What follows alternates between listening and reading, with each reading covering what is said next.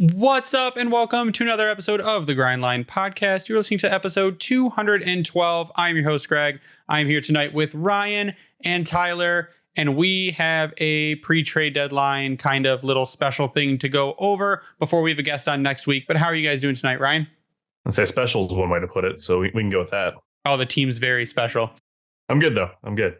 We've all got drinks of choice. Looks like, Tyler, are you drinking chocolate milk over there? Protein shake, buddy. So basically. Nah, chocolate milk, 12 years old. I got some whiskey. Greg's got some beer. So it makes sense. It's fitting. Yeah, we're going down to the, we have a little Irish pub right down the street from us.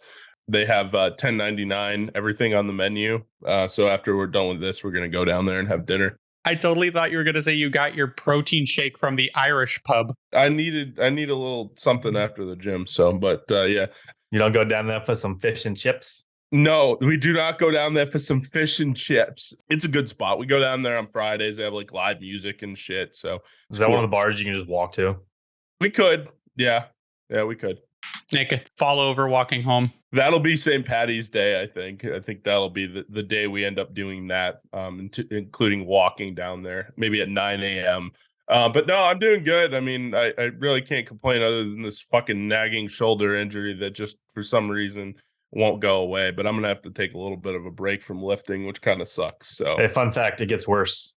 Yeah, I'm sure it does. But you know what? At least if I take care of it now, I think it won't be as nagging going forward. So. No, it doesn't matter.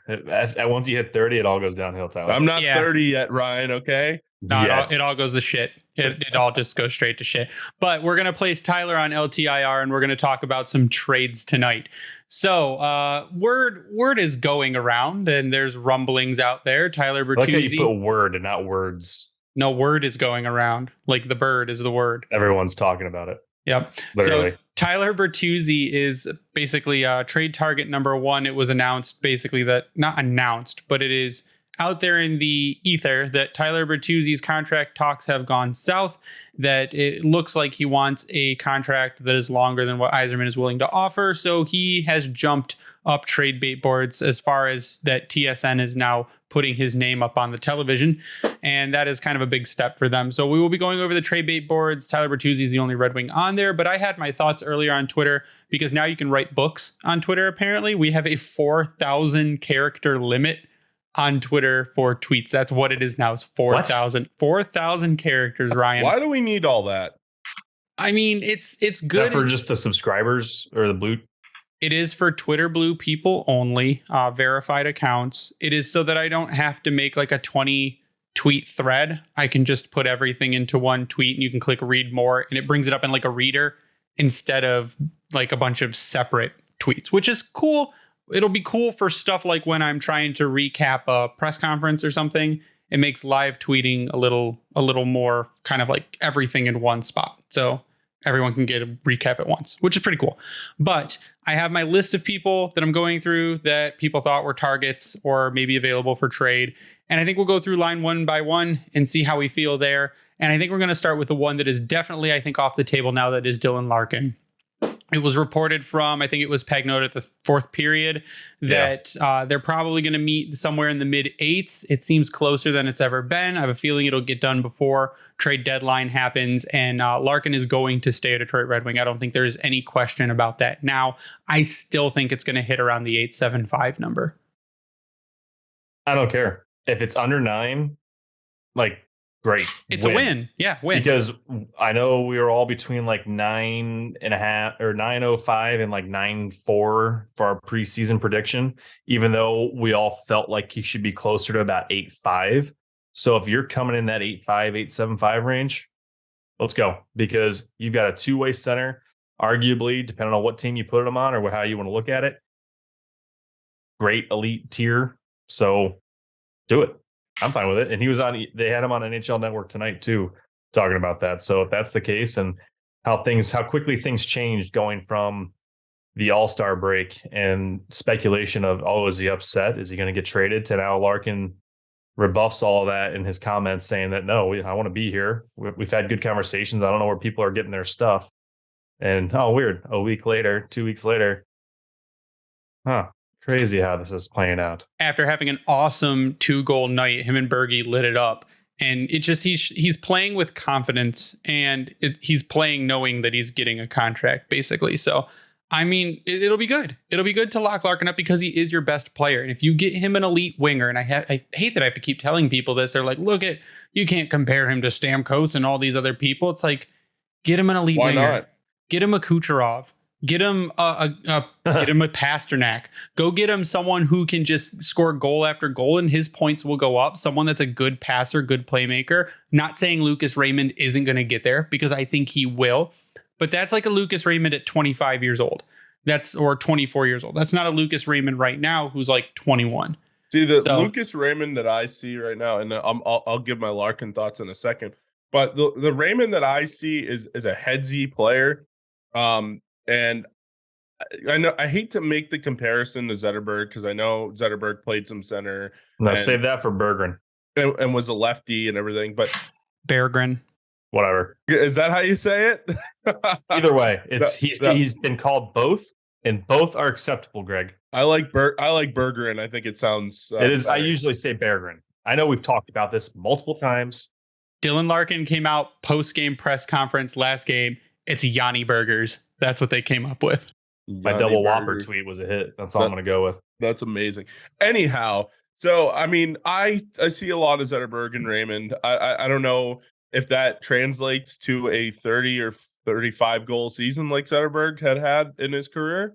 It could, but so far I see a lot of Hank in Raymond. But anyways, going back to the Larkin stuff.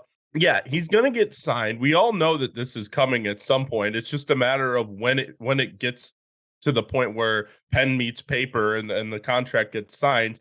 It's the worst kept secret in the NHL that Dylan Larkin is not going anywhere. I don't know where some of these clowns like Biz, and I like Biz, but some of these people online are saying that, they should trade Dylan Larkin. They should trade Dylan Larkin. They're not going to be able to sign him.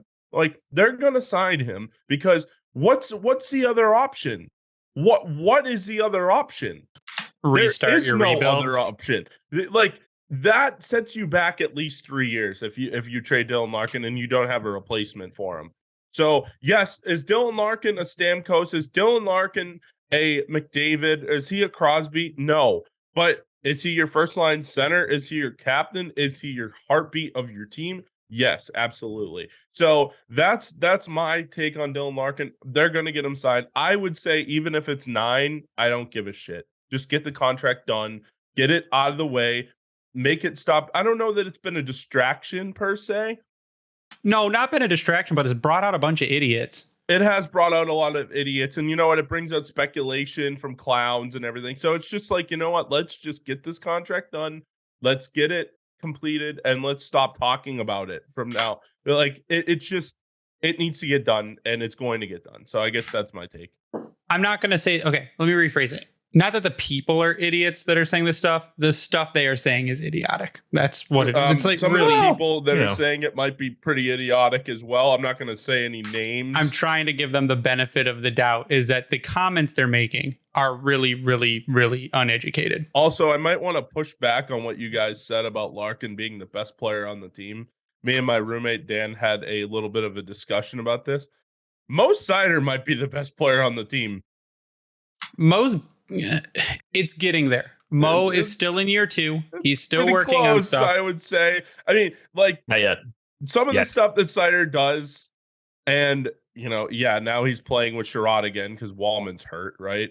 Some of the stuff he does is just incredible. And you know what? At his age, it's just like he's so graceful. Like I hate to sound like a weirdo like that, but like he really is graceful with the puck, and even without the puck, and defensively he's getting better. So I would push back and say that Seider probably is the best player on the team. We can say that Seider's the best defenseman by a country mile, and that Dylan Larkin is the best forward pretty much by a country mile on the entire team.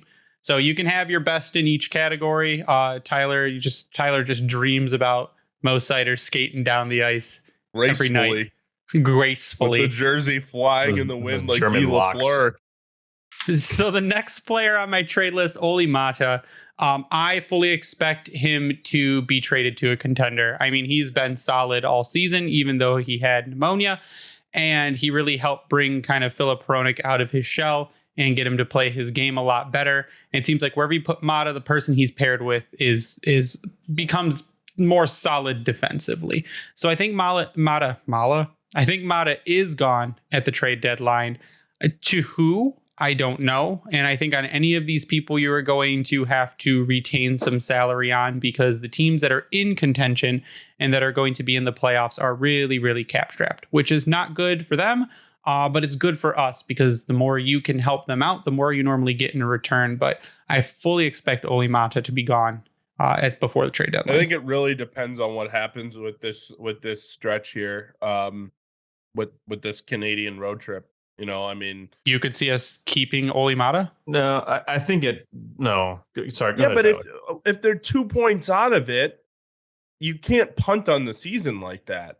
I mean, there's 7 right now, so I guess if you get to 8 and 9 and 10, and then you can probably call it a day. But I mean, right now they're kind of in it, especially, you know, I guess that, you know, Vancouver tonight, it's not a foregone conclusion that you're going to win the game, but it's certainly, you know, a possibility. And then maybe you can steal one against Edmonton, and Calgary could be a loss, or you just beat Calgary and then you win all 3. I don't know. I mean, it's certainly a possibility. I'm not saying that they're going to be in the playoffs. I'm just saying, if you're 2 points out, you know, in a couple days, or 3 points out with a couple games in hand, I mean, you can't punt on the season like that and trade Olli Mata. That sends a bad message to your team, I think. I don't think it would be a punt on the season. I think you have to look at it in the sense of, look what he did last year with Nick Leddy and bringing in Jake Walman.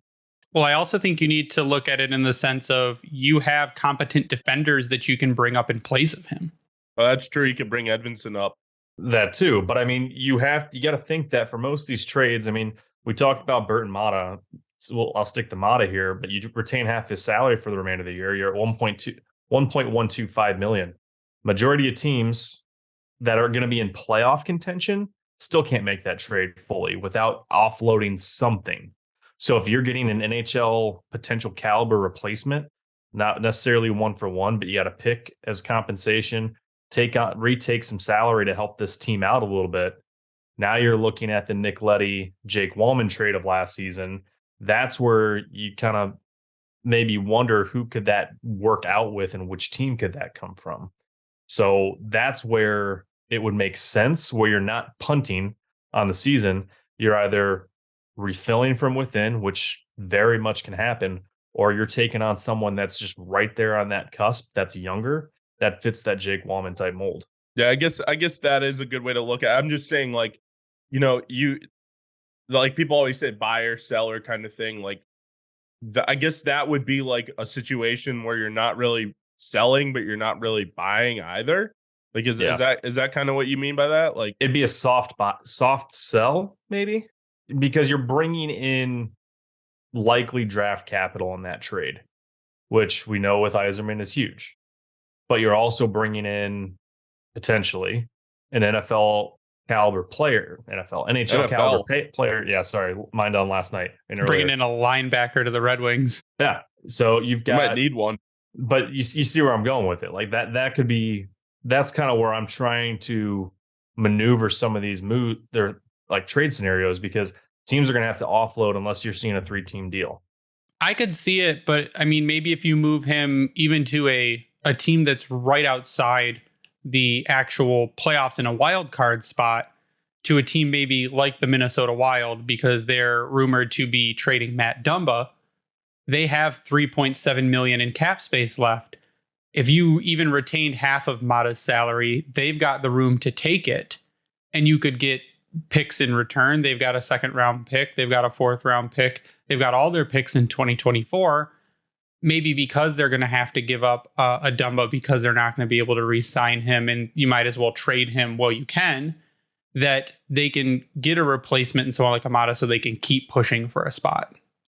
Yeah, I mean, I guess the one thing that, and I guess we'll probably talk about this, but the guy that I look at in terms of someone that you would extend yourself to trade for would be Timo Meier, because, you know, that would be a guy that you could trade for he instantly solves a major issue that they have in scoring goals. And I mean, I'm not saying that he's going to help, the power play and, have it become, the best power play in the NHL or anything, but he certainly would help it. That's for sure. And then, I mean, he doesn't solve every single problem you have, but on offense, he certainly can put the puck in the net. And that's something that the Wings have lacked for a while here now. So, I mean, that would be the one guy that I would say, on this list, you could trade for him and, you'd have him. Is he a UFA after next year? Timo? Yeah. No, this is his last year. He has a $10 million qualifying offer. So you'd have to extend him long term at under that $10 million, which is why the Sharks can't do it. I mean, they could do it if they wanted to. They'd have to have a huge fire sale. They would definitely need to get rid of Erik Karlsson like now. Yeah, that's another rumor that I see people saying that, maybe he'd be going to Edmonton or Buffalo. There's only a couple teams in the NHL that can take on either half his salary. Well, I mean, some teams can take over his full salary, but I mean, there's not many that can take over his full salary. Some can take over half, and you'd probably have to move some money out. And, that's why it gets so complicated. Which is one of the reasons why the NHL is just, you want to make the NHL exciting. This cap is killing it. Our trade deadline sucks because you can't move big name players or bigger contracts because no team that's competing has any money. Well, maybe the general manager should be smarter with managing the cap, kind of like, the Wings were for years, and Chicago and Pittsburgh and Tampa Bay was for years. I mean, you got to be smarter in managing it. I know it hasn't gone up, but that's the problem. That is the issue. Yeah, that it hasn't. You've had a flat cap for what, 3 seasons now? And contracts have gone up, but the cap has not gone up. And that's what's killing people now. And I've got ideas for it, but no one wants to hear about it. So just think of a world where San Jose is probably going to be paying Brent Burns for 2 more seasons after this and Erik Karlsson for another 4. Yeah. See, that's what we're about to have. It doesn't make any sense. For about $5 million of their cap, I bet. Minnesota too, with the Parise and Suter contracts that they but those are buyouts. These are Brent Burns is at least retained salary in the trade to Carolina. Dude, Parise Suter is their own fault by buying those contracts out. Yeah, that I don't understand the point of that. They only had 1 or 2 more years left on their deals. They're making, both of those guys are making 6.13 from the Minnesota Wild starting 2022-23. So this year, then $7 million next year and $7 million in 2024-25, and then it goes down to $833,000 for 3 years for both of them. That's insane. And Bill Guerin's a good general manager, but that, I don't know what the point of that was. I guess to get younger, but still. Well, if we're going to talk about Timo Meier, I think this is a place where we can talk about Tyler Bertuzzi, because I think this may be a situation where you might be able to pull a 3-team trade in order to get more assets to trade for Timo Meier. Because what's, I guess, being reportedly asked is like a first round pick and like an A-level prospect, which Yzerman I don't think is going to touch unless he can get another first round pick from another team. And I mean, maybe give up someone like a William Wallander, because you're not giving an Edvinsson and you're not giving a Casper. So maybe you can get 2, maybe you could give up 2 what would be considered higher tier prospects and a first round pick to get a Timo Meier. So I think you may be able to get a first for Tyler Bertuzzi. And the teams that are reportedly looking at Tyler Bertuzzi are Edmonton, Dallas, and Tampa. I'm not going to touch Tampa. Tampa's prospect pool sucks. And unless they're going to give you someone like Anthony Cirelli, or they're going to give you a good defenseman, which they're not going to do, then Tampa's off the table. You look at Dallas. I think Dallas is your best play there. Don't have their first round pick, but they have a top prospect in Logan Stankoven. They've got a top prospect in Maverick Bourque. I think Tampa is where you're going to get your best value if you take prospects there for Tyler Bertuzzi. But again, they don't have a pick. And if you're going to Edmonton, Edmonton has their pick. They also have a Dylan Holloway, which is one of their top prospects that I think you could probably be able to pry away from them because it's Ken Holland. And Ken Holland and Yzerman have a good relationship. So I think that Edmonton has the picks and the prospects to get it done. You might have to take back a contract because they don't have as much money. But I think that if Bertuzzi is going anywhere out of those three, I think Edmonton makes the most sense for a complete package, as to where Dallas makes the most sense if you want really high-end prospects. But I think you may be able to do a three-way trade there to get more assets to get a Timo Meier. I love the Timo Meier thing. I'm telling you that's where I would look. I mean, I guess it depends on what the price is. High price. What do you think it would be though? They're talking first round pick plus a top prospect. I don't think they're going to go for a guy that's not even in North America yet. Yeah, I get the idea. Greg, you mentioned Wallinder. Sure, go for it. But I feel like they are going to want someone that is knocking on that door, and him not being here yet, like he can't help them next season. I mean, he might be able to if they fast track him. I mean, it depends on who you talk to. They would argue that he could be that guy that comes in next season and is making an NHL roster, but it's unlikely. And I feel like that's where you look at what's in Grand Rapids right now. That's what they're going to want. Which is, I mean, they're going to want a Simon Edvinsson at that point then. Yeah, exactly. We're not giving up Edvinsson, but that's the one guy I wouldn't give up. And then obviously Kosai I wouldn't give up either. I wouldn't give up Marco Kasper either. I wouldn't give up Kasper either. So it would have to be Wallinder or, one of the defensemen in Grand Rapids other than Edvinsson. Johansson's the only other one, yeah. Yeah, Johansson. The first round, I don't think the Wallinder or Johansson thing hurts the Wings, because I think they have a pretty good, they have a glut of defensemen. But the first round pick is kind of where I'm like, That's what Stevie has already basically said this year, is that he's not in a position to be able to give up a first round pick because of where the team is at, especially with this draft. There's gotta be. And maybe if it's conditional, maybe you say top 15 protected or top 12 protected, then you can push it to next year, because you figure that the Wings would think that next year is a season they can at least make a wild card spot to get into some playoff games late in the season. So I wouldn't have an issue with trading the first round pick as long as, like I said, was top 12 or 15 protected. That way you have the option to move it into the next draft. Yeah, I mean that's the biggest thing. You can't be punting, trading first round picks. I mean, they're still not really in that position. But I will say one thing: if it's a guy like Timo Meier, Timo Meier is going to be able to help you right away. Where a guy that you get drafted, even if you draft a top 10 guy, he's probably not going to help you for 3 or 4 more or 2 or 3 more years at the least, right? With this draft, you never know. I mean, there are some guys in this draft. I think, and normally what I say is normally top 3 picks are the ones that make it, have the chance of making it onto the team they're following their draft year, like right away. You may see 4, maybe 5 guys come out of this draft that make their NHL team their draft year. Matai Michkov could have been a guy that would be able to play in the NHL, but he's got the contract in the KHL till 2026. So, and sure, Lord which knows they'll if he can get out of that. Absolutely can. The NHL and the KHL do not have an agreement.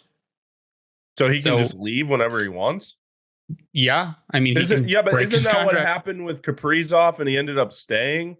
Or was that just on Kaprizov's, just that's his allegiance to CSKA?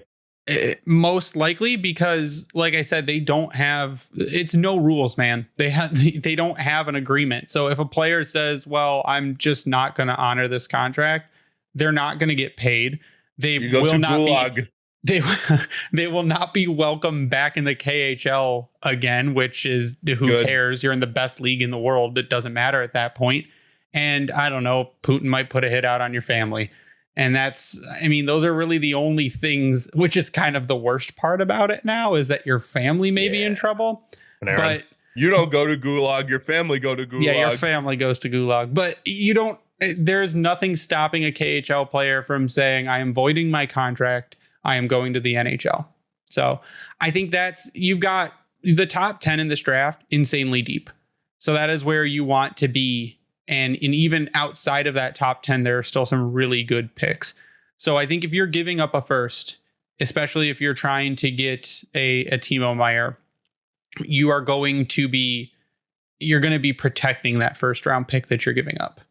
Detroit isn't as deep this year in draft capital. So either Yzerman's going in for more of that this year, or he really does see this team as starting to turn the corner, because someone we haven't even talked about that could end up being a trade deadline acquisition is Jake Vrana.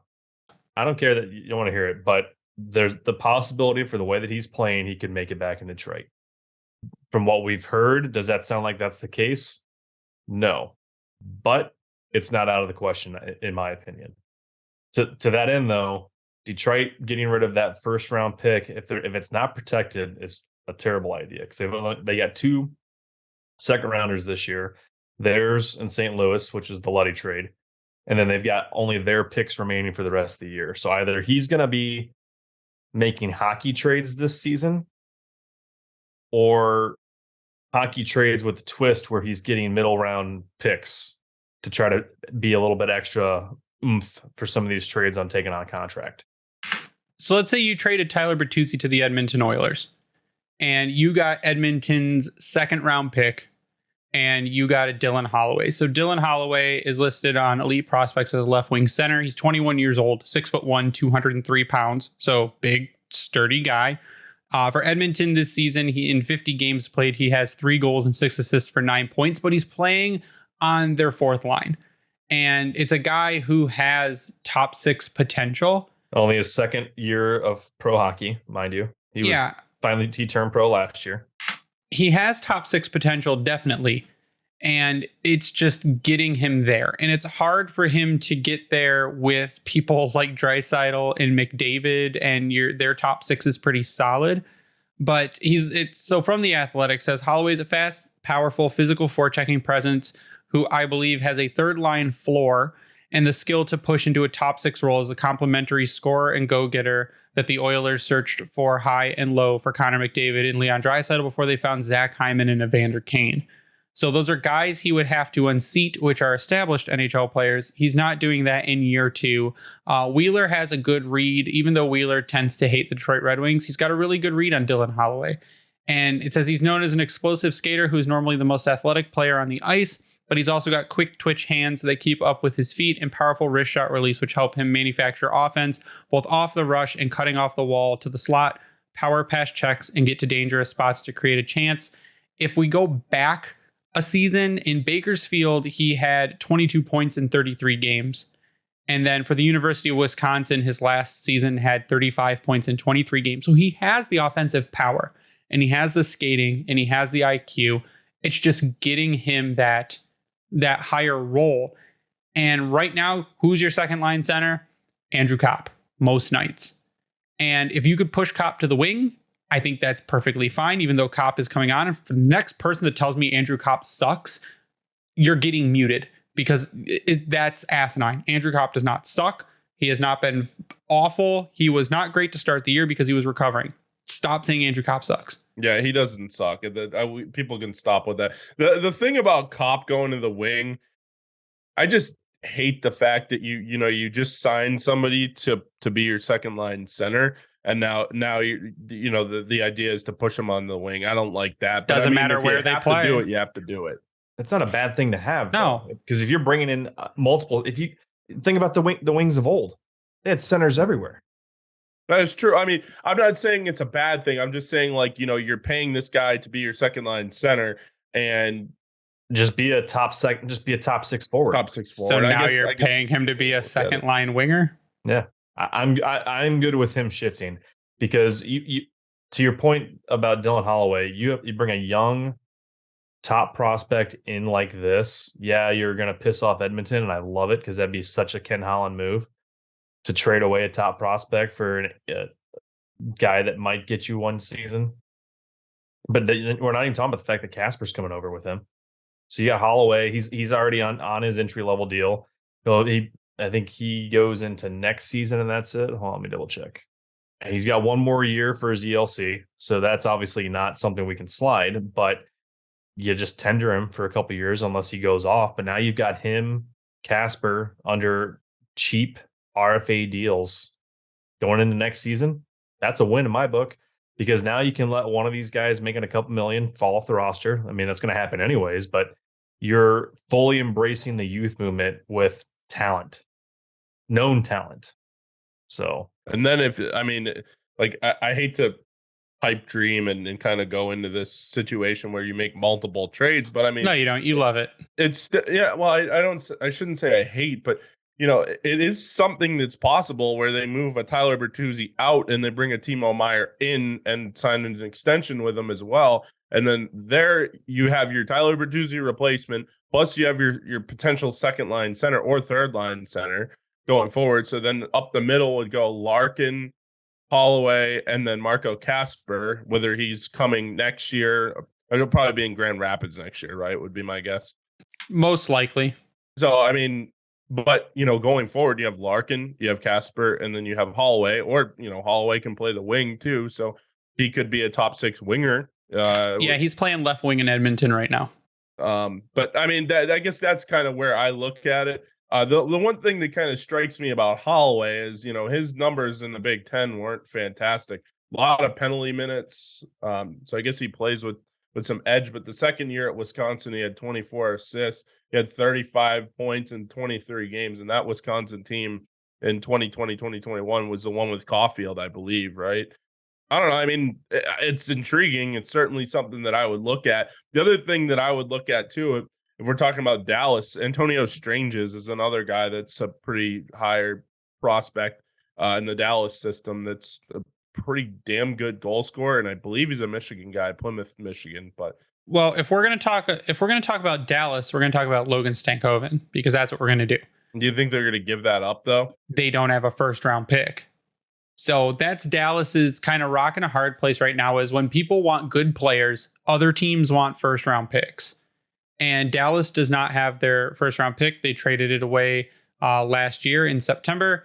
So now they have a second round pick. They don't have a third round pick, but they have their 4th through 7th. So they are down 2 picks next season. I would think they would want to keep those picks. So they're going to have to get rid of high prospects. So if you say, okay, we're going to trade Tyler Bertuzzi to Dallas for maybe a Logan Stankoven. So he right now is their number 1 ranked prospect. It says he got, despite his height, he plays a bulldog, competitive, driven forechecking style that sees him consistently beat bigger, stronger players in battles or to loose pucks or along the wall, shedding pass checks to keep the cycle alive and stay over top of pucks.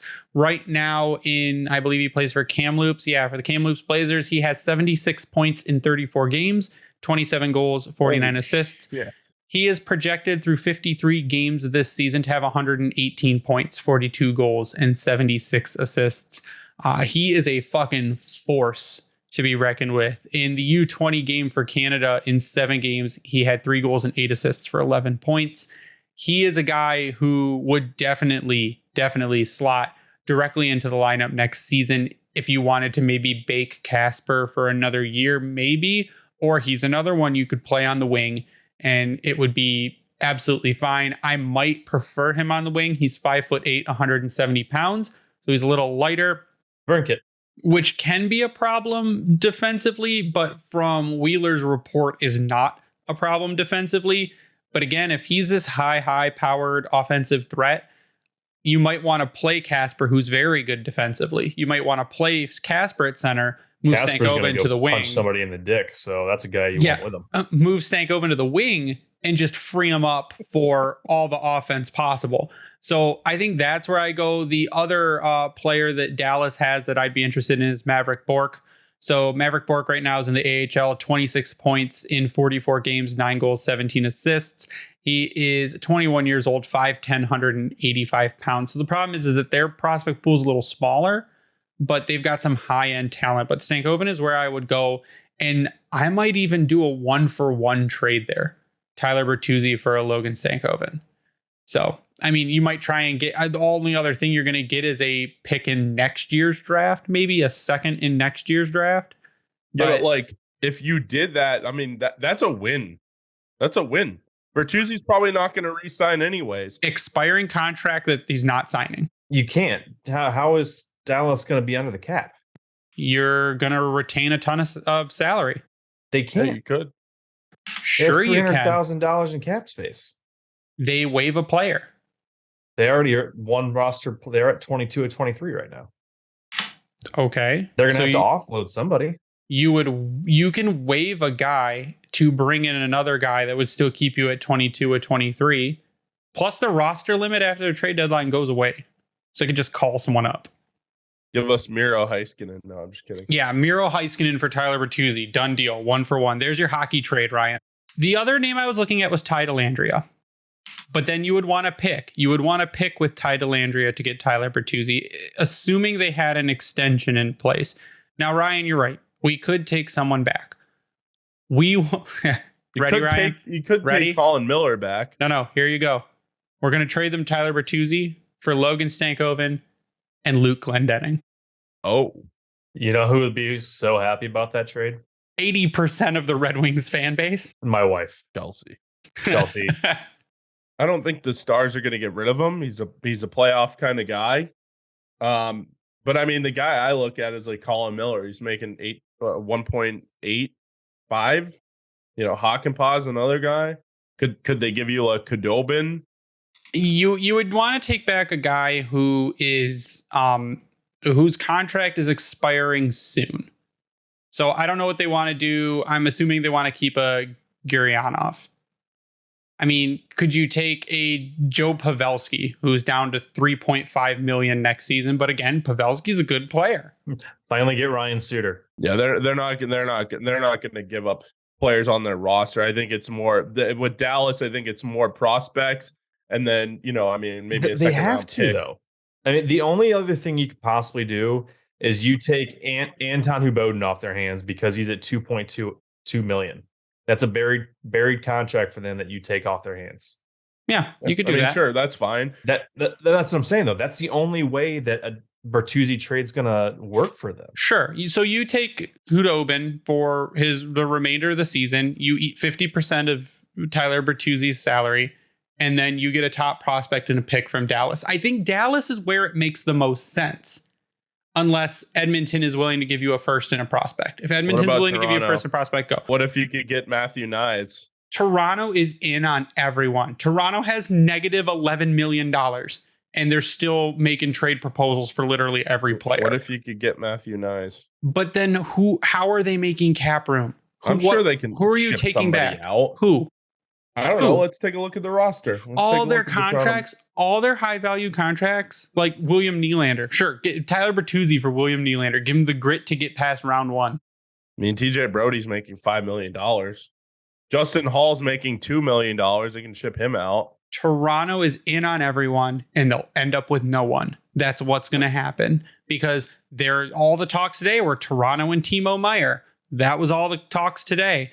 And unless they get rid of a William Nylander, because they're not going to be able to sign one of Nylander or Matthews, that's going to be the problem. And they're going to do everything in their goddamn power to keep Austin Matthews up to the point of giving him like a $15 million contract to stay in Toronto. I would if I was Toronto. You can't let that guy go. Sure, but then you really are restarting everything. You have to get rid of, if he's making $15 million, you have to get rid of William Nylander. You got to get rid of Tavares, or you got to get rid of Marner. Contract looks wretched. It's beyond wretched. You're going to have to do. Dubas will, the year after they sign Matthews for $15 million, Kyle Dubas will be fired because the rework that roster will need. If he isn't fired before that. Exactly. That rework that roster will need to be able to fit under the cap. It's the fan base is going to explode. The media is going to explode, and the GM's going to get fired. Their undoing was signing John Tavares. I know at the time it looked like, the Leafs, oh my God, John Tavares and Austin Matthews and Mitch Marner and William Nylander and, Morgan Riley. But like that contract, man, I mean, could you imagine if the Leafs had $11 million to play with and not have John Tavares on the team? Because John Tavares, yeah, he's a good player, but I could have told you 5 years ago that at 32 years old, John Tavares was not going to be a fast skater. You know why? Because at 25, he wasn't a fast skater. So 7 years later, of course he's not a fast skater. Because why? Because he was never a fast skater. Yeah, he got around, and he's a smart hockey player, but he's not a fast player. And the game, by the way, continues to get faster and faster. And, again, like I said, that contract just looks worse and worse and worse every single year. And you see the Toronto media talking about moving him to the wing. You're going to move a John Tavares making $11 million to the wing? No. So Tyler Bertuzzi, are we going to say Dallas? Let's say Dallas for the sake of getting the best return. I would say Dallas. If you're going for picks, you want Edmonton. If you're going for solid players, you want Dallas, right? Yep, that's fair. Yep. That's fair. Great. Yes. NBA fans, it's time to bring the hoops action to the palm of your hand with DraftKings Sportsbook, an official sports betting partner of the NBA. This week, new customers can bet $5 and win $200 in free bets instantly. Plus, for a limited time, all new and existing customers can get a no-sweat same-game parlay every day. Go to DraftKings Sportsbook app today, opt in, and place a same-game parlay on any NBA team, and if it doesn't hit, you'll get a free bet back. Download the app now and sign up with code THPN. New customers can bet $5 on the NBA and get $200 in free bets instantly. Only at DraftKings Sportsbook, an official sports betting partner of the NBA with code THPN. Minimum age and eligibility restrictions apply. Void in Ohio. See show notes for details. This time of year, everyone's talking about making big changes, which is well and good, but most of the time pretty unrealistic. I've actually found the smallest changes to your routine can make the biggest impact. In the same way, you don't have to break the bank to make a big deal purchase. Even the smallest things can be part of a big change if something you use every day, like my Raycons. Raycon is a premium audio at the perfect price point, so you can build great habits without breaking the bank. Whether you're looking for a pair of everyday earbuds, low-latency gaming headphones, or a speaker with a battery that will last all night into your next party, Raycon's got you covered. And yep, Raycons start at half the price of other premium audio brands, so you don't even have to choose between products. You can get one of each or a pair and a spare and still pay less than what you would with some other guys. That way you can keep one pair in your bag, one pair in your bedroom, one pair in your car, and you're still paying less than other premium brands on the market. Even if you know you love your Raycons as much as I do, Raycon wants to make sure you feel great about your purchase. They offer buy now, pay later options, and every purchase has an easy and free return guarantee. Your Raycons have 3 customizable sound profiles for when you're watching movies, listening to music, or playing games. They get a long 8 hours of playtime for the everyday earbuds and 11 for the everyday speaker. And they are water and sweat resistant for those Michigan winters where you have to be out shoveling or snowblowing the driveway. So if you're ready to buy something small with a big impact, go to buyraycon.com/THPN today and get 15% off your Raycon order. That's buyraycon.com/THPN to score 15% off. buyraycon.com/THPN. David Perron. David Perron we have for one more season. I like him. Today, everyone started calling him a boat anchor and terrible. But David Perron, he has slowed down the goal scoring, which, I mean, so has the entire team, really, except for the last game. But David Perron's, I think, value is in the locker room. His value is the veteran presence on the team. His value is keeping the guys in check. He knows how to win. He knows how to stay in the game when the team is losing and how to keep their minds in a good place when the team is losing. I think that's the value of David Perron. He's cheap. You've got him for another year. Could you trade him to a contender? Sure. But I have a feeling they keep David Perron just for what he provides, not on the ice. Does that make sense? Yeah, I mean, the Perron thing's interesting because, especially at this point in time, he's cheap. He's making 4.7. He's still got another year under contract. So, I mean, I'm not saying you move him, but I mean, if someone gets stupid and wants a goal scorer, like say if Boston comes to you and says, hey, we want David Perron.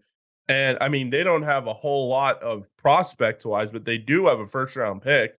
And so, I mean, if you could get, David Perron, if you could give him up for a first round pick, I mean, I think you would do it, right? I mean, I don't want to do it, but I mean, if someone wants to get dumb and give you a first round pick or give you a really top prospect, I mean, you got to think about it anyways, right? You don't just say no to a deal just because of the player. Like, I mean, the only one that I would say no to on this team is probably Larkin, Raymond, and Sider, and maybe Bergeron, right? I don't think anyone is giving you a first round pick for David Perron. So what would it be? A second round pick? If you're lucky. Yeah, dude, it's not Ben a first. Sherrod got a first round pick last year. And that was really fucking stupid. It was stupid. But also, Brendan Hagel got a first round pick a couple years ago. And who was the other one? Ryan Hartman gave up a first round pick for him, Nashville, when they traded for him. So it's not unheard of when a team gets desperate, especially with David Perron being cheap. You could take on half the salary if you wanted to. I'm not saying that you would do that, but I mean, say that someone was going to give you a second round pick and a top prospect, you have to think about it. You still are not at a point in time where if someone is giving you a second round pick and a top prospect, you take it and run. That's what I'm saying. No one is going to give you that for David Perron. In David Perron's past 11 games, he has 5 points, 2 goals and 3 assists. He's 34. I guess, yeah, that's the other thing. He is kind of. Yeah, but you eat half that salary for the remainder of this year and next. It looks like a really good veteran deal. It does, but it's not give me a second round pick and a top prospect deal. I think if you can get a second round pick, I'd do it. I think that's the thing. If you can get a second round pick for David Perron right now, and it's a team that it's probably going to be a later second round pick. It's not going to be, maybe LA gives you their second round pick for David Perron. Does LA have a second round pick? I didn't even look at that before I said it. But I'll tell you right now.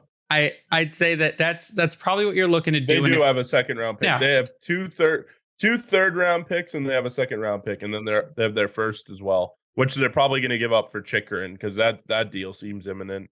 So if LA said, hey, we'll give you a second round pick for David Perron if you eat half the salary, they get him for another year.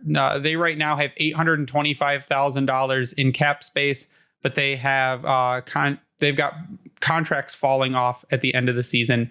And I don't think, like Ryan said, that looks like a really good vet contract. If you get David Perron for half the price that he's making right now, and they make a push and you get a pick and you're happy at that point, I think that's okay. But if someone's offering anything less than a second for him, I'd rather keep Perron. But if someone offers you a second or a really high prospect, I'm trading him. Jake Walman. Don't trade Jake Walman. Please extend Jake Walman. So I had put up a poll on this, actually. So the poll was, what should Jake Walman's contract with Detroit look like? And I put up 2 different scenarios, a 3-year at $5 million or a 5-year at $4 million. I'd be okay with a 5-year at $4 million for Jake Walman. I think that would be variable or tradable if you had to retain some salary on it. A 3-year at $5 million, that is a little more than Hronek is making, but Jake Walman's been a top pair defenseman on our team. And his numbers, he is right behind, I believe it's Adam Fox at expected goals per 60, right behind Adam Fox. So I think that's where I'm looking with Jake Walman, is he has shown to be a very effective offensive defenseman. He did get hurt last game. He is still day-to-day, but I don't think it's anything terrible. He has had shoulder repair surgery before, which can be kind of, I guess, messy. But I think if you got Jake Walman in the 3-year, $5 million range, maybe 3-year, 4.5, I'm taking Jake Walman because he has been fantastic with Mo Seider. I mean, he'll be 27 in a week. So if you're looking at a 4 or 5 year deal, you're taking him through his prime. And for a defenseman, that's what you want. Now, is that the window that Detroit needs? Probably. But the biggest thing, and I know this is probably a crutch to lean on to, but does his skating and speed maintain throughout that? My gut would say yes, but that'd be a worry. So, I mean, but if you're looking at a 4 or 5 year deal, I don't think you're hurt by that. It's going to be the cost.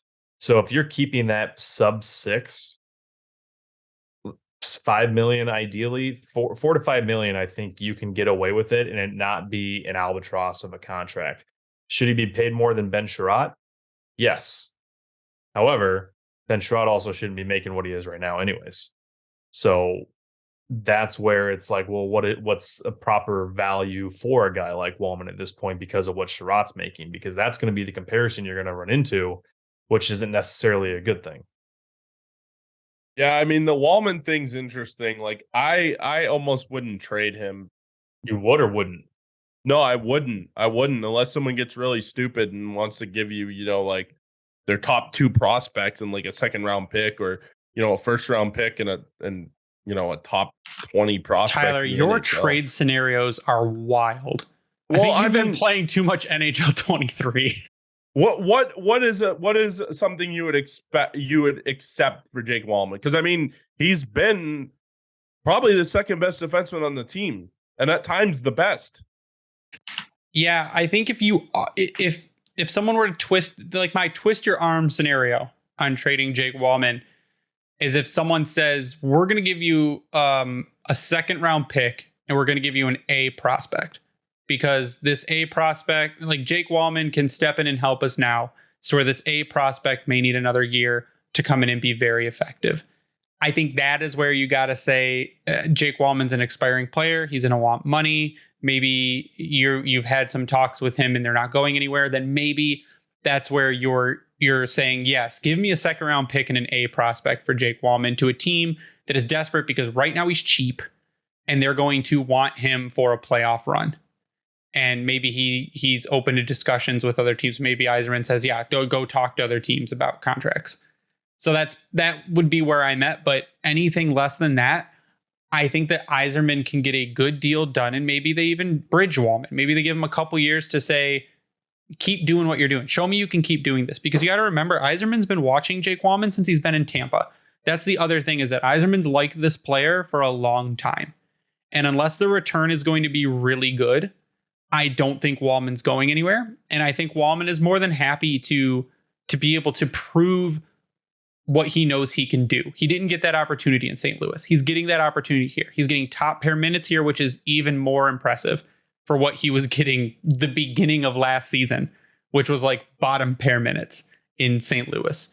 So I think that is where you're looking at Jake Walman, is if someone blows the doors down on a trade for you, go ahead. But other than that, he's a guy that I'm willing to bank on. Yeah, I mean, we've talked about it, I think, several times at this point, but when Yzerman's been wanting someone to this point in Detroit, he's more or less gone out and got them in some fashion. So like Hellberg is a prime example. He picked him up as a waiver or brought him over here from Sweden, lost him a few times, and now he's back. And we saw Ned as the ultimate sacrifice in the situation. Then you got Walman.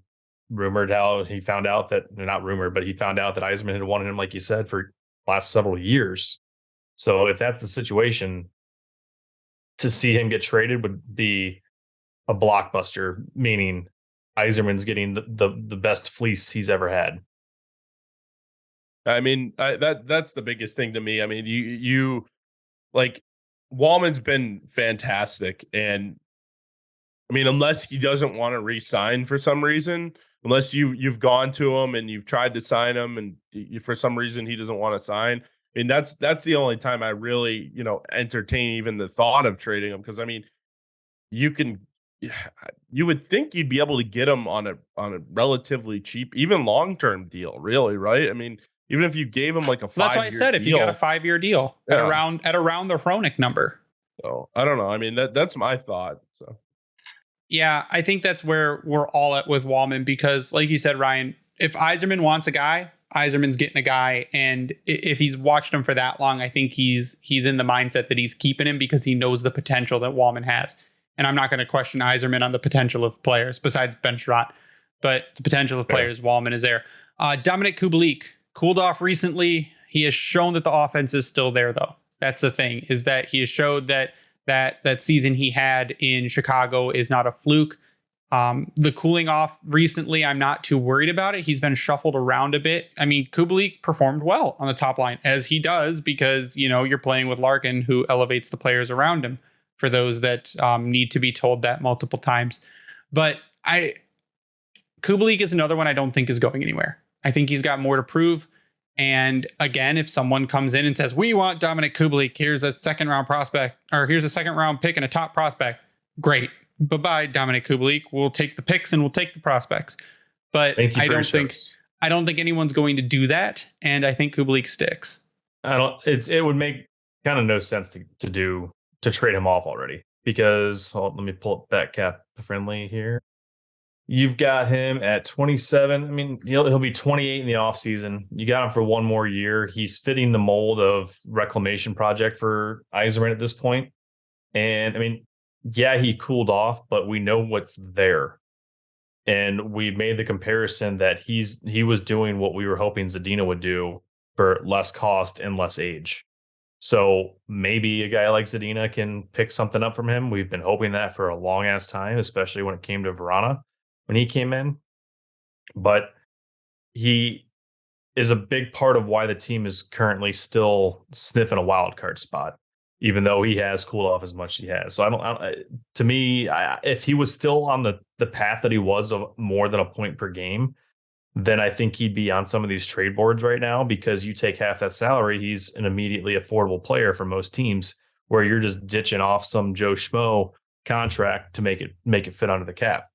So I don't know. I don't think that he would be one that necessarily goes, for one, because of his age, but he's attractive because of the cap hit.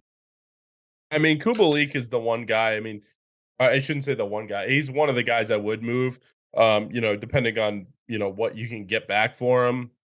Tyler says you're going to get 4 first-round picks for Dominic Kubalik. Four first-round picks for Dominic Kubalik. But I mean, the good thing is, for like a contender, though, they would have him under team control for one more year. So I mean, in theory, you could get a little bit more for him than you would for an expiring deal. Well, it's the same situation as Perron.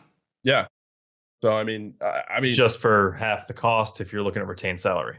The thing is, he is 27, so I mean, there still is a potential good year next year, and then either you trade him at the deadline next year, or he's able to help your team going forward. So I don't know. I mean, that one I'm kind of torn with. Like, I would like to keep him. He has kind of cooled off a bit, as you kind of alluded to.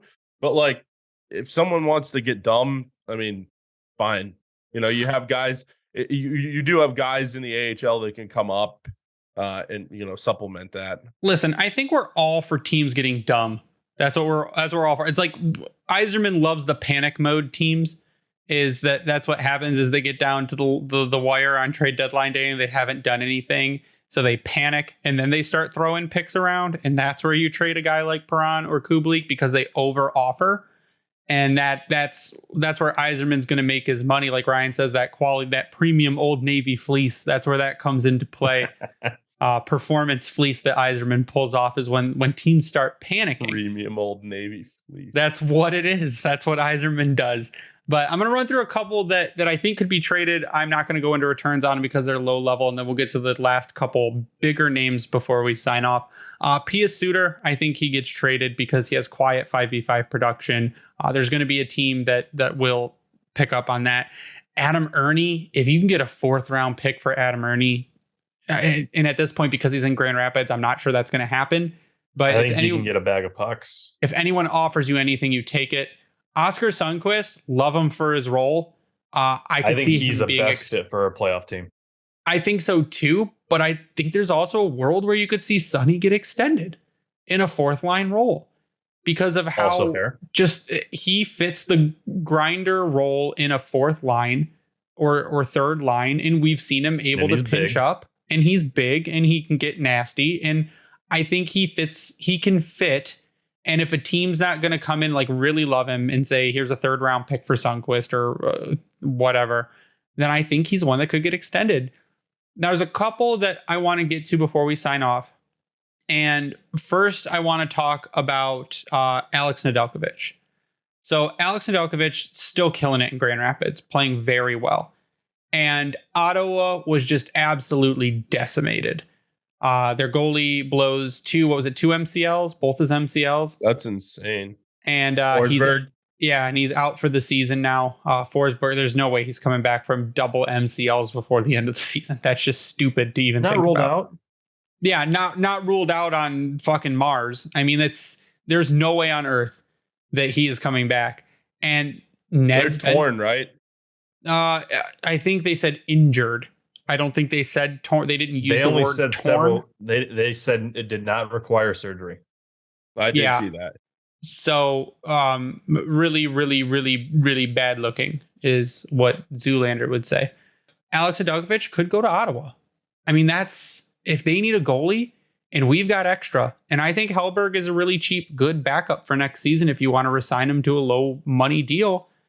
If you could move Ned to Ottawa, they've got the money, they've got the prospects, they've got the picks. I don't see a situation where anything is bad there. And I mean, sure, you're giving up on Ned, but he's expiring in the offseason. Exactly. And you've got Ottawa, who's also rumored to be potentially kicking the tires on Timo Meier. Why? They're a young team. You bring in a guy like Ned, who's arguably still young. That would make sense because they're not necessarily giving up a lot, but they're giving up enough that's going to be beneficial to what Detroit's got going on. And especially if they do make that move for Meier, that's just going to blow it open. If they make that move for Meier, I wonder if going back the other way, or maybe they pivot to trading Alex DeBrincat, because it doesn't seem like I don't know. I know they traded for him and everything else, but I see a lot of people seem to think that maybe he's not going to sign an extension there. And if that's the case, I mean, would you swoop in and try and trade for an Alex DeBrincat? Because the Wings need a goal scorer. They need 1 or 2 goal scorers going forward. I mean, you could develop one, and you could trade for one, or end up having to sign one in free agency. But they are going to have to, if they want to get to that point where they're a playoff contender and then a Stanley Cup contender at one point or another, they need a guy that can put the puck in the net, like Pasternak, or like DeBrincat, or like Timo Meier. And I know Timo Meier's not really on that level of like Pasternak, DeBrincat, but I mean, he's still a good player. But DeBrincat this season only has 17 goals in 51 games. He is playing for goals, the Ottawa Senators. 25 assists and 42 points. Let's be honest. He's playing for the Senators, and the Senators have had a lot of injuries. Josh Norris is out for the whole season, and he was supposed to be their first and second line center. So there's a lot of injuries with Ottawa, and that's the one thing. It's like, you know, if they're not going to re-sign him, they're certainly going to trade him. But I mean, he is an RFA, so still relatively cheap too. I think that it comes down to if Ottawa's willing to give you assets for Ned, and Ned's a guy you're not playing currently, and he is performing well. It seems he's got his, at least in at the AHL level, where he has historically performed well, but you're not going to re-sign him at the end of the season. He's a UFA, and you're not playing him. So if you get any assets for him, it's a good trade. And I think that's where you could swing a deal with Ottawa, who absolutely needs a goalie. And no one else has a good goalie that they're going to trade him unless they go after Carl Velamaka in Arizona. That's the only other route I could see them going. But we have a goalie who's ready to go, and he could be traded absolutely. Yeah, I'd buy it. I got nothing else. It would if you can get rid of Ned, going back to it, and get something for it, it's a win. Not saying that it's frustrating because I'll go back to before the season started thinking that we were going to have one of the top goalie tandems in hockey. We were going to win every single hockey game, Ryan. I didn't think that, but man, did I not expect it to be as bad as it was. And I'm not saying that Husso was bad. He was the first half MVP, arguably, or at least through Christmas. And it just never came about for Ned, and it sucks. But if now you look at a team like Ottawa, and like, hey, we've got a guy that can help you for the remainder of the year and maybe next year, or you even look at Buffalo, one of these teams that are equally young, trying to make a name for themselves again. He's proven that he can win and do extremely well at the NHL level. Maybe that this is what Carolina saw, and that's why they were okay trading him off to Detroit. If you can get some type of return there, you do it. And it's not like he hasn't probably already tried before waiving him, or it's because just the cap situation is that shitty that no one could actually pull him in. So I would be happy if they were able to make that trade, but who knows? And Ryan, I'm going to let you keep talking, because what we're going to end the night on is a subject that I swear to God, if I have to bring it up one more time, I'm going to mute it in all conversations. That's Jakub Vrana. Jakub Vrana has appeared on some trade boards recently. He has been, pretty much killing it in Grand Rapids. It looks like he's getting back to form. Scoring goals. He's got a pretty good point streak going, and he feels good. He did a interview with The Athletic where he says he has absolutely no idea what's going on because it's not his decision, it's Detroit's decision. He loves playing for the team, loves putting the sweater on.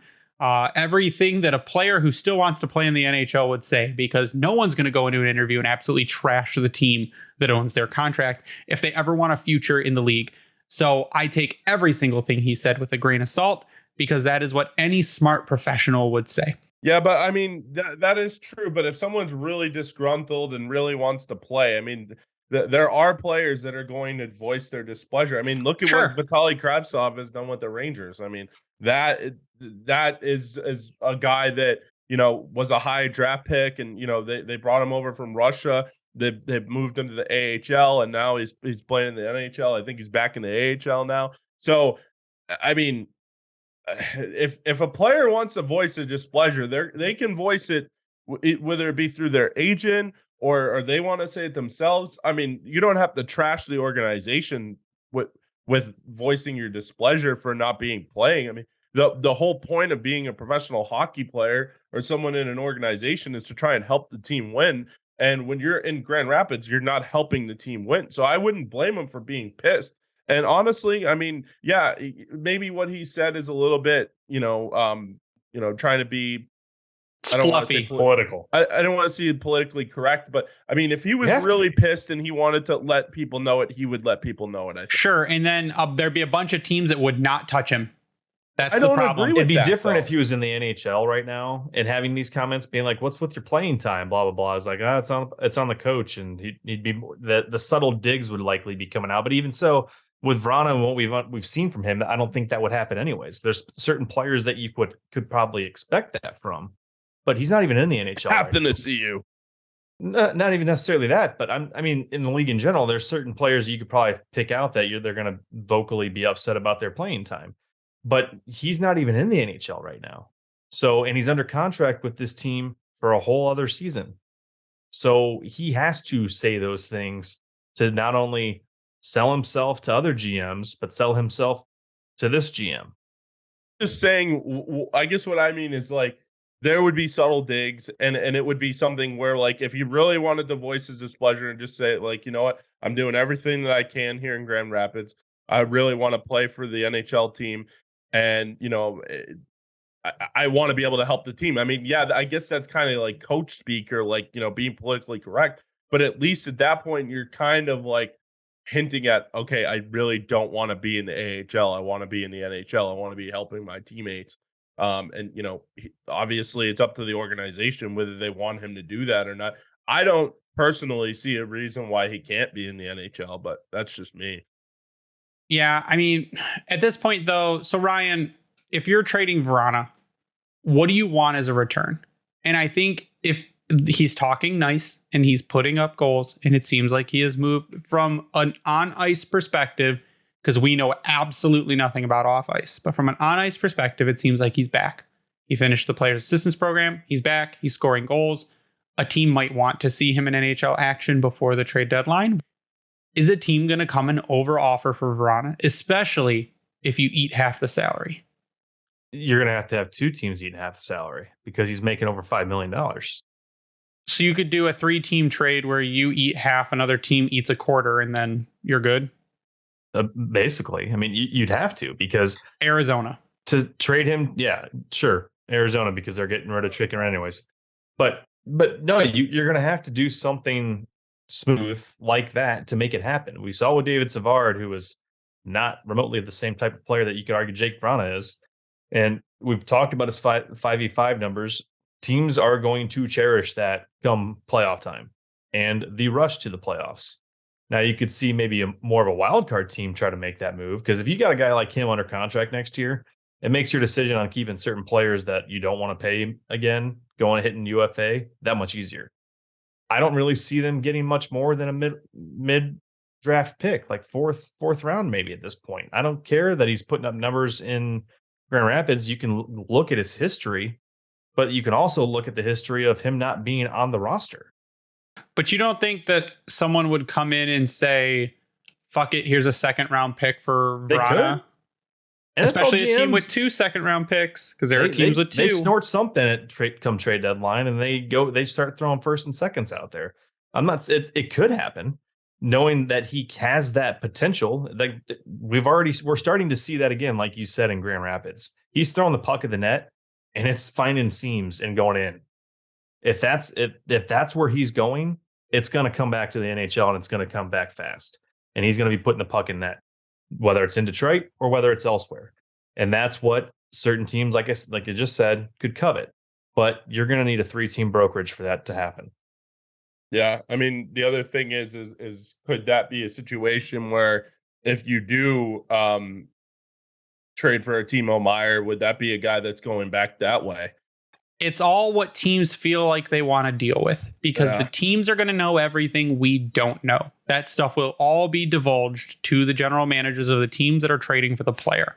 That's the problem. So if you don't see him moved, if you see what he's doing and know the potential he can have, and know that he's gone through the program and has gotten out and is in Grand Rapids and says he loves playing there and loves helping the team and loves the Red Wings and loves being on the Red Wings and scoring goals, and still doesn't get moved, then you know there is a much larger issue behind the scenes if he still doesn't get moved and post-deadline does not get brought back up. If both those things happen, then you're almost absolutely heading to a buyout in the offseason. But I just wonder what it is. I think everyone does. That's the problem. That's why people won't shut up. It's all rumors until there's something confirmed, and nothing will ever be confirmed. Will be or no? No, because it's no one's business. That's the thing. It's no one's business. So a team is not going to say what it is, and Vrana is not going to say what it is. So until something like that happens, no one knows. Unless he comes out and does what Bobby Ryan did and kind of tells his side of the story. Or gets caught in public doing dumb shit. That's the only way you're going to know what happens. But at the point, it's no one's business but theirs. But you can kind of tell from the business decisions that happen related to the player what the deal is. So like I said, if no one bites, if you see him improving and no one bites at this trade deadline, even though you know Yzerman's got the money to retain, and you know there are teams like Arizona that will absolutely help for a throwaway pick because they need to get to the cap floor, because they're not ever going to compete for anything, because whatever, they have a hockey franchise just to be fun and cool. There's a bigger problem, especially if he's not traded and he's not brought back up post deadline, because I think that's what people are waiting for. People are waiting. They're saying, oh, we're going to trade off all these forwards, and then Vrana's definitely got a spot coming up. So if you don't see him traded and the second trade deadline's over, you don't see him recalled, then you know there's a bigger issue. And then you know that he's gone in the offseason, because there's no way that you don't take a talent like that, even though all the comments are he needs to work on his play away from the puck. Doesn't matter. Doesn't matter when you've got a guy that can score goals at will. They can be the biggest defensive liability and ever. That has nothing to do with what's going on or what was going on or whatever. They need to be able to say something, and that's what they've gone with. And that's bullshit. Sure. That's bullshit. And everyone knows it is. Again, I'll say this before and I'll say it again. I remember, watching Phil Kessel his whole career, different places, Boston, Toronto, Pittsburgh. He didn't play a whole lot of defense, did he? Alex Ovechkin didn't play a lot of defense until a few years ago, because they told him he had to. Came into Washington. But so, I mean, my thing is like, if it's really the defensive thing, which I think is bullshit, that's something that he can still work out in the NHL. It's not like this is a team that's going to the Stanley Cup final and we need to, everybody needs to play defense on this team.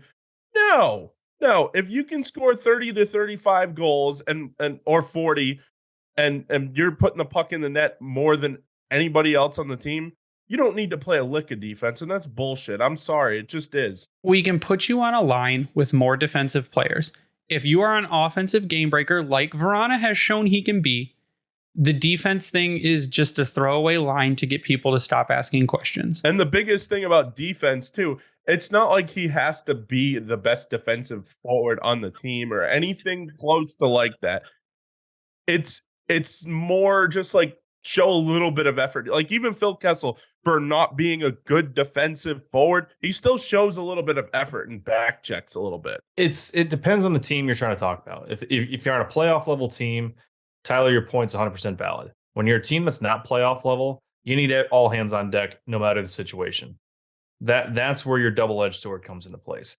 We know that since with the loan coming in and when Eiserman showed up, he said you have to be defense first. The rest will come together. We've talked about this before. So if somebody's being accused of not doing that, we've already seen them on their way out. So Kubalik, you could argue, is one of them. Sure. Okay. But here's the fun part. Right now, Jakub Vrana has an EV defense of 3%. Not good. You know what his overall WAR is? 91. That's crazy. A 91 WAR with a 3% defense. His EV offense is 82. His finishing is a 98. His goals per 60 is 100. His A1 per 60 is 91. So you are an offensive game breaker. I'll just put you with a defensive center and another defensive wing and let you have at it. Because if you're going to go score me goals at will, if you're going to go out there and we're in a 1-goal situation and I can throw you over the boards and you're going to go score, there's an 80% chance you're going to go score. That's what I want, which leads me to believe it's a much bigger issue. And well, that's also where you could argue that Vrana gets you more than a 4th-round pick. Sure. And that's what I'm saying. Yeah. So I think that's where we're going to end it tonight. We've gone over there as our trade deadline kind of pre-deadline special because like I said earlier, for the last 2 weeks before trade deadline, it's the same 5 guys repeating the same lines using different words. So there is our pre-trade deadline kind of thing. We actually record on trade deadline day. We will have Daniela Bruce on to recap what happens on trade deadline. In the moment, I'm making her take notes as soon as trades happen, and it'll be a really interesting episode because we'll all basically be reacting in real time to what is happening, what it might mean. But next week, we will have known on Twitter as JJ from Kansas, from Winging It Motown. The day before his last day at Winging It Motown, there will be a lot of swear words, and JJ will kind of go through his career there and the downfall and why corporates suck at blog ownership. But that's going to do it for us tonight. Ryan, final thoughts before we sign off? It's going to be a long 3 weeks. Is that how long the deadline is away? Well, there are only 28 days in February, so you can knock a few days off at the end. It's a couple weeks away. Either way, it's going to be a long 3 weeks, especially when you have NHL Network on today. They're talking about Larkin. What's going on with his contract? Which thankfully, Pagnotta, as we mentioned at the start, said that the deal seems to be imminent, which could be still the end of the season for all we know. But the name now, everything turns towards Bertuzzi. We talked about him last season. You'd argue even before that point. But the most bang for your buck still probably is with him. And you love it, you hate it, either which way. If it makes the team better, you love it. If it's just a 3rd-round pick in return, you're going to be pissed off and confused, kind of probably like we would be. So I don't know what's going to happen. You can guess all day, but at the end of the day, is it going to make the team better? Are they going to be competing come trade deadline? And like I mentioned earlier, Tyler, to your point, like is it going to be a soft sell where we're seeing a Walman type trade again? And that's kind of things that's been getting floated around there, but you have to really dig deep into certain teams, especially some of the better teams, to find a player like Jake Walman out there. So I don't know. It's going to be a lot of painful head scratching speculation the next several weeks, and I'm already over it. So we'll see what happens, but already around 33. Yeah, my final thoughts kind of just ride the coattails of what Ryan said. I mean, these next couple weeks are going to be a shit show on Twitter, a shit show in general. There's a lot of things that could and maybe will happen. There's also a scenario where they don't do a whole lot. So I mean, it kind of just depends on where they're at and what they do. There's a lot of different scenarios and situations where they do a lot, or there's a lot of different situations and scenarios where they don't do a whole lot, other than maybe like do what'd you say, a soft sell kind of thing. So I mean, we'll see. I mean, we know they're not doing a fire sale. That's not happening. No, definitely. Well, what are you selling? Other than 10, your top 12 players points to out reset of it. 10, 12, 14 points out of it. Maybe you trade Perron, maybe you trade Kubalik, maybe you trade Bertuzzi, maybe I mean, you could see a scenario where all those guys are gone. If you're doing those things and Dylan Larkin's not traded, you might as well have just packed his bags for him. Yeah, I think what you're looking at is if you're saying, oh, fire sale, you're selling Hronik, you're selling Walman, you're selling Mata, you're basically stripping the team down. Yeah, they're not going to do that. And leaving Larkin and Raymond and Sider, and that's not happening. Yeah, they're not doing that. But I mean, some of the guys you can certainly see traded, and if they fall out of it more, then you'll see more players traded than not. So, I mean, I'm not saying that they're going to go and gut everything. I'm just saying the guys that are on expired contracts will be gone unless they can be re-signed. And other than that, I mean, maybe some other guys as well. So I don't know. You can follow me on Twitter at SealDog91 and discuss this further. My final thoughts are Dylan Larkin's wearing a pinstripe suit, so he's ready to get that money. He is dapper today. Yeah, you should go see it. It looks like it's reverse Beetlejuice is what's happening with the Dylan Larkin suit. But you can follow me online at Bringing the Wing. Follow the Grindline Podcast online at Grindline Pod. We'll give a shout out to the Hockey Podcast Network at HockeyPodNet for hosting us and spreading us around. You can check out our merch at redbubble.com by searching the Grindline. You can sub to us on YouTube and follow our videos there. This is a time of year where stuff happens on non-recording days, so there will be more smaller, kind of what I've termed 5-minute majors happening in between episodes to keep people updated. So you can follow up on YouTube there and turn on the notifications for whenever those get posted if you like stuff in video format. We had to give a shout out to Vintage Detroit, which is the only place you should get your Detroit jerseys from and worked on. Lynn over there is amazing, so get all your stuff from there. We had to give a shout out to Howie's Hockey Tape, where if you use the promo code Grindline, you get 10% off your order. If you use that same promo code on Bring Hockey Back, you get 12% off your order. Enjoy the nice crotch shot of Tyler currently, because I'm not done and he stood up. What are you doing, Tyler? Way to go, Tyler. My back hurt, okay? And again, redbubble.com, search the Grindline for our merch. But that's going to do it for us tonight. So for Ryan and Tyler, I am Greg. You stay classy, Hockey Town.